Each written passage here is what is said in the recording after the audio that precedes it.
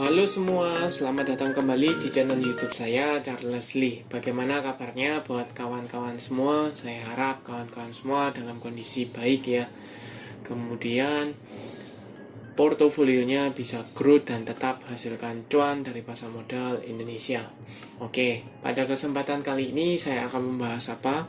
Pada kesempatan kali ini saya akan membahas satu saham yang akan membagikan dividen.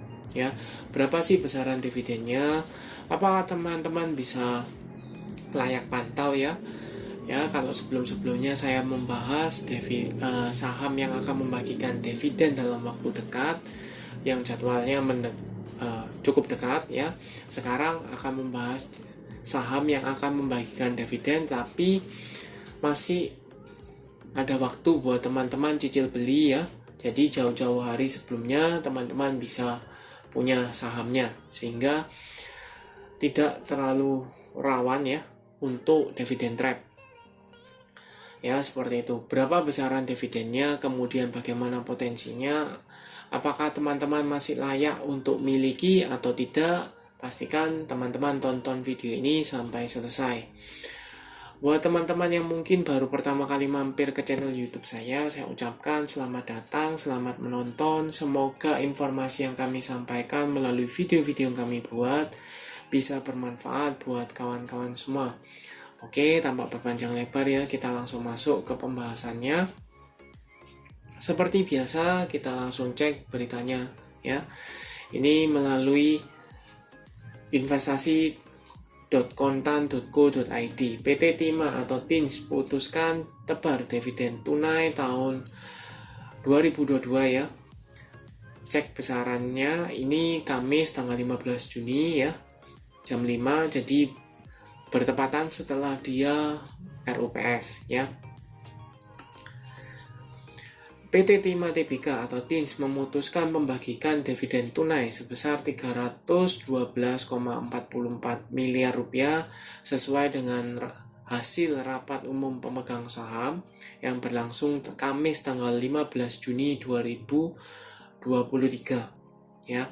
Mengacu jumlah saham yang beredar efektif per 31 Mei 2023 sebanyak 7,44 miliar, maka dividen per share atau DPS-nya dari TINS itu sebesar 41,95 rupiah per lembar saham. Ya, jadi teman-teman kalau punya satu lembar saham dari TINS akan memperoleh dividen 41,95 rupiah per lembar saham. Apakah relatif besar kalau dibandingkan dengan harga sekarang ya di 9.800-an, itu setara dengan 6,2% ya. Otomatis kurang lebih sebunga deposito ya, atau sebesar bunga deposito. Seperti itu. Nah, kita cek beritanya ya lebih lanjut bahwa dividen TINS untuk tahun buku 2022 sebesar 312,44 miliar, itu setara dengan 30% dari laba tahun 2022. Sebesar 70% sisanya itu dialokasikan sebagai laba ditahan. Ya, seperti itu. Namun perlu diingat di sini adalah pembagian dividen tunai tahun 2022 ini turun sebesar atau sekitar 19,14% dibanding tahun 2021 sebesar 61,22 rupiah per lembar saham. Jadi kalau dibandingkan tahun 2021, tahun bukunya 2021 ini mengalami penurunan. Kenapa mengalami penurunan? Jelas ya, teman-teman kan bisa lihat pada waktu 2021-2022 itu cenderungnya harga fluktuatif ya, komoditas itu cenderung naik signifikan sehingga pasti berpengaruh ke labanya. Dan teman-teman perlu cerna juga bahwa alokasi pembagian dividennya itu sebesar 30% dari laba bersih tahun berjalan atau tahun 2022 ya, seperti itu. Nah, apakah menarik? Sebenarnya kalau dibilang menarik, sangat menarik ya. Kenapa? Karena sekali lagi ya, mungkin buat teman-teman pendengar baru atau penonton baru mungkin belum tahu ya, bahwa benchmarknya untuk dividen itu 5%. Kenapa 5%? Itu setara dengan deposito ya, minimal deposito 5%. Nah, kalau seandainya pembagian dividennya melebihi 5% atau di atas 5%, itu kategorinya adalah kategori cukup besar atau jumbo. Ya, kalau di bawah 5% rata-rata itu cenderungnya ya seperti biasa, rata-rata ya.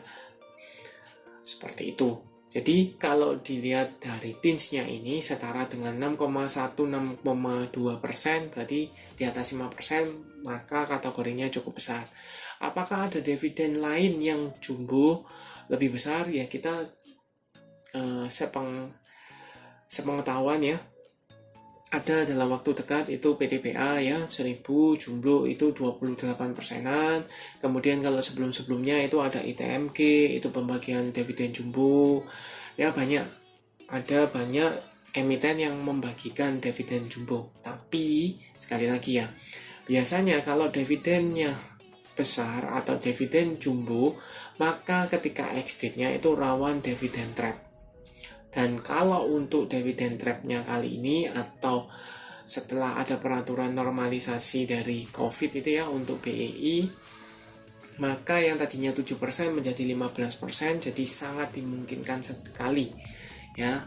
Tapi apakah TINS ini dividennya 6%-an, apakah bisa ARB jadi minus 15%? Mungkin saja, cuman kemungkinannya kecil karena dividennya setara 6% nih. Kalau dia ARB sekali itu kan minusnya 15% ya. Jadi cenderungnya untuk dividen trap mungkin ada, tapi tidak ditutup ARB. Lain halnya seperti misalnya ya PTBA. Ini ambil contoh aja PTBA. Buat teman-teman yang belum tonton, silakan tonton ya. Saya sudah buatkan video untuk pembahasan dari PTBA yang dividennya relatif jumbo, yaitu 28% atau hampir 4 kalinya deposito. Seperti itu, 4 atau 5 kali. Seperti itu ya. Kalau berkaca ke PTBA, kemungkinan besar dia akan ada dividen trap di sana. Apakah dividen trapnya langsung ditutup ARB? Masih sangat mungkin. Karena kenapa? ARB batasnya kan 15%. Dividennya 28%. Berarti sangat dimungkinkan untuk 1-2 hari dia ARB. Nah, bagaimana dengan TINS? Kalau TINS kan 6%, sedangkan batas ARB-nya 15%. Apakah dimungkinkan ARB? Mungkin, cuman kemungkinannya kecil. Ya, seperti itu. Nah, pertanyaannya, apakah jadwalnya sudah keluar pembagian dividennya? Sampai dengan video ini dibuat, jadwalnya belum keluar ya. Tapi biasanya tidak akan jauh dari RUPS-nya. Jadi kurang lebih misalnya kita berkaca paling lama 1 bulan dari RUPS. Jadi teman-teman masih ada waktu untuk dapatkan dividennya. Nah, pertanyaan berikutnya adalah apakah bijak nih beli di sekarang? Ya, di sekitar 980 dekat dengan EMA 50 nih.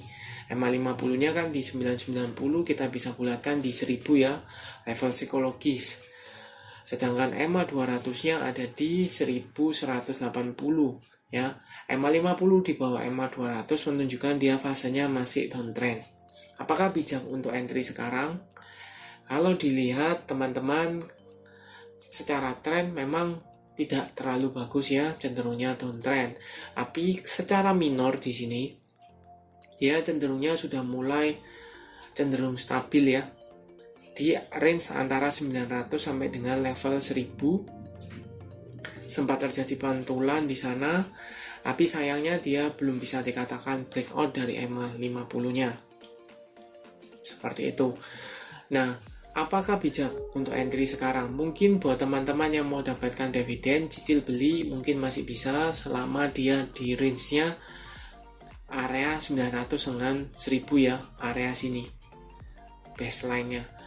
Syukur-syukur kalau seandainya TINS dengan adanya sentimen pembagian dividen ini dia mampu breakout dari EMA 50, mengkonfirmasi di atas EMA 50, maka ada besar kemungkinan dia akan lanjut ke 1100 bahkan ke 1200. Tapi perjalanan masih cukup panjang, jadi buat teman-teman sabar-sabar aja. Kalau seandainya mau cicil beli, mungkin cicil beli di area sini ya, seperti itu.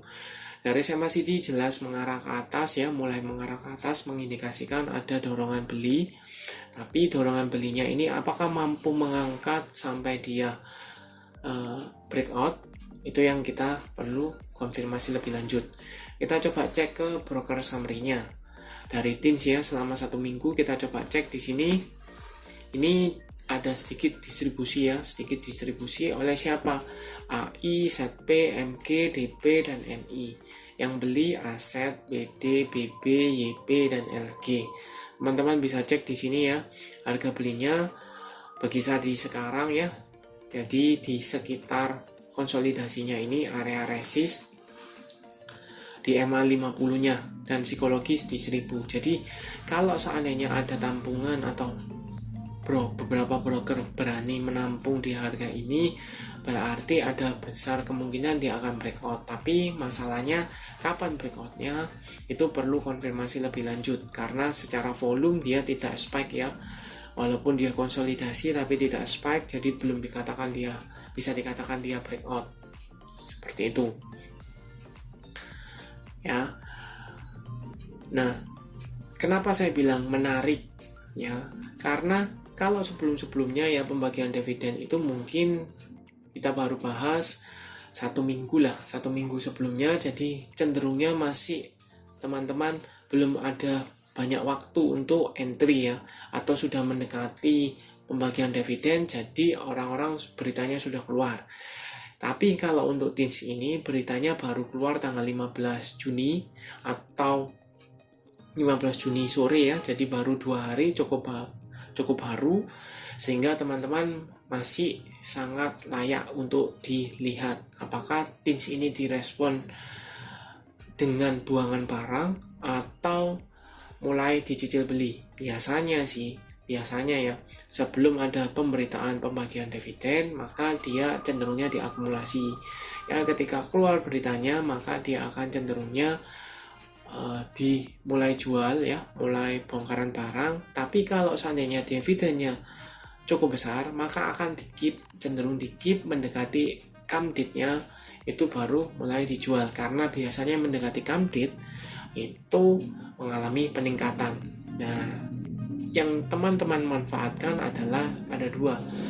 Apakah teman-teman misalnya beli entry di sekarang, mau hold jangka panjang berkaca ke fundamental, itu mungkin masih bisa, atau dapatkan dividen capital gain-nya ya, cicil beli, nanti ketika mendekati come date baru teman-teman jual ya, seperti itu. Oke, sekian untuk video kali ini. Terima kasih sudah menonton sampai akhir. Jangan lupa like, share, dan subscribe channel YouTube saya, dan nantikan video analisa saham berikutnya. Sampai jumpa.